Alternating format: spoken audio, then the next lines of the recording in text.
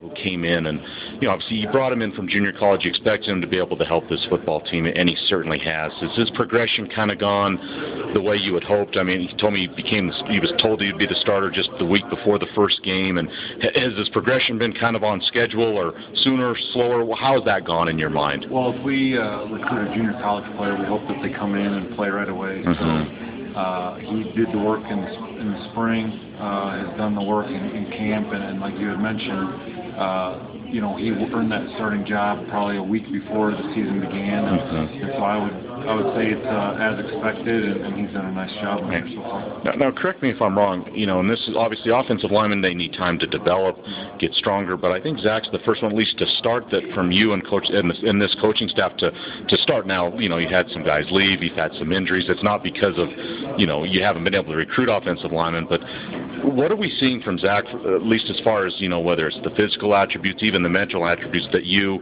Coach Callaghan, Coach Christian, this whole coaching staff look for in offensive linemen? I'd be lying if I said that he didn't make mistakes, but what he does do a nice job of is when he does make mistakes, he's not going to repeat the same error.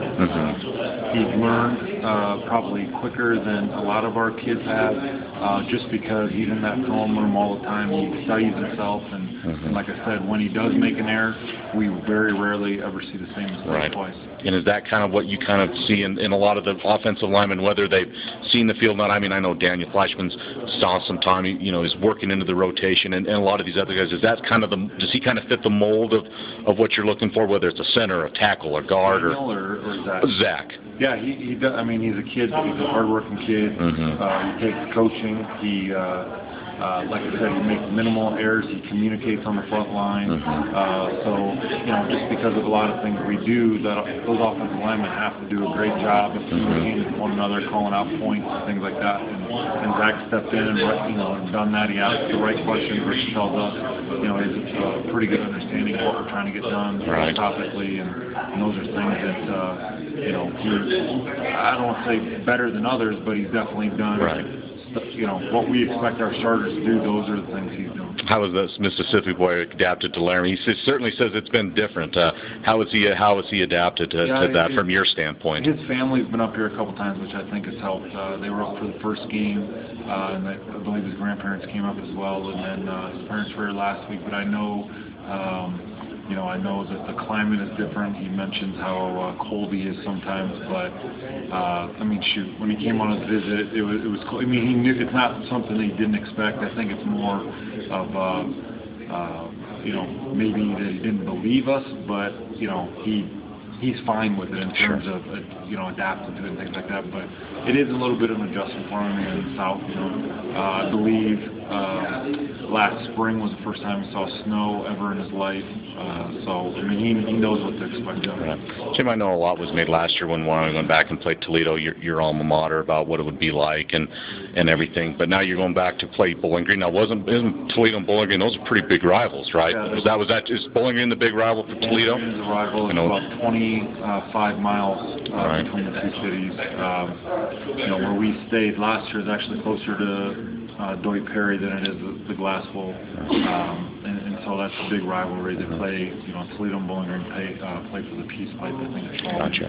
So as far as your memories go, I know you're not playing it down, so it's but what are your memories of playing against Bowling Green, or just your going down there to play, or what their program stands for? Just what are your thoughts on that? I would be shocked if we don't go there and you're not going to have kids that are going to play hard. They're going to play tough, especially playing at their home stadium. A lot of respect, and partly because we did play them as a rival at Toledo, but they were always hard-fought games. Went down to the last quarter, and those are things that, like I said, I'd be surprised if it wasn't that way coming to Saturday. What was maybe your fondest memory of playing against Bowling Green when you were at Toledo? My last game at Toledo, we played them in 2000, my senior year. We beat them 51-17, so that's my last memory of them. And you know, if we were fortunate enough to have something like that again this Saturday, I'd love to have history repeat itself. So we know Coach Brandon, head coach there, and assistant there. As much, you know, even among coaches, whether you're in meetings or just visiting, is that come up much at all, or do you think it will come up much just going back there again for him? Not really. I mean, he knows some of the kids that are older on the team just because he was there when they recruited him, or when they were recruited, he was on the staff that recruited him. But in terms of game day and things like, he hasn't really brought it up. I mean, it was a few years ago now, but in terms of personnel, it helps a little bit just with the older guys. But in terms of our side of the ball, defensively, they're actually playing a lot of younger players that he doesn't know too much about. So I wouldn't say it's been brought up. I mean, obviously, he was head coach there, so that part is can't deny that. But in terms of giving us an advantage or something like that, I don't think so. Gotcha. All right.